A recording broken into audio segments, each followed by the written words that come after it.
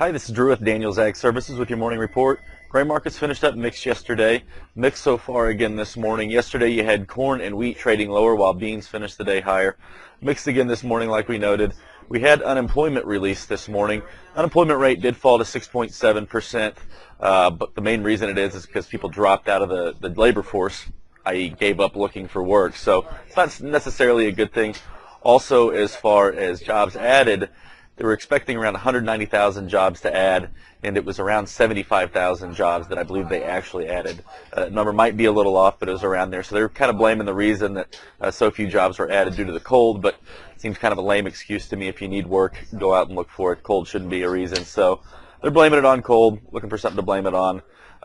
Who knows if that's viable or not, but it was the lowest job creation since 2011. With that said, the big news in the grain markets this morning, of course, is the WASDE and quarterly stocks report coming out at 11. So we'll grab our whiteboard again, take a look at some of these specifics here. All right, let me get this centered up here. All right, so went over these yesterday, but we're going to cover them again real briefly. And just so you know, go over to grainanalyst.com and the daily report, and all that stuff's there for you.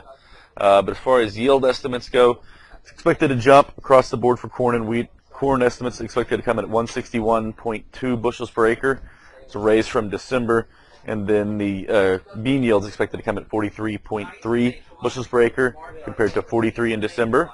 You've also got production estimates coming in at just over 14 billion bushels for corn. Obviously, that's higher than December. And then 3.279 billion bushels for soybeans, a little higher than we had over here in December. In quarterly stocks, obviously, for corn and beans, these numbers are going to look much higher that we've got in this upcoming estimate versus what we had in September. Well, of course, we had a harvest in between now and then. That's why they're so much bigger. So quarterly stocks estimates around 10.79 billion bushels for corn. That's compared to September of 0.824. Yeah, so obviously, these kind of numbers are kind of irrelevant because we did have a harvest as noted. As far as quarterly stocks goes, for beans, expected to come in around 2.161, and wheat 1.4. That's billions bushels. So we'll be back after the report comes out with another Wilkins Ag Wire to get you updated on what the report said, how the market's reacting to it. So stay tuned for that. If you have any questions in the meantime, let us know. Have a great day. We'll see you soon. This material is conveyed as a solicitation for entering into a derivatives transaction. This material has been prepared by a Daniels Ag Services broker who provides research, market commentary, and trade recommendations as part of his or her solicitation for accounts and solicitation for trades.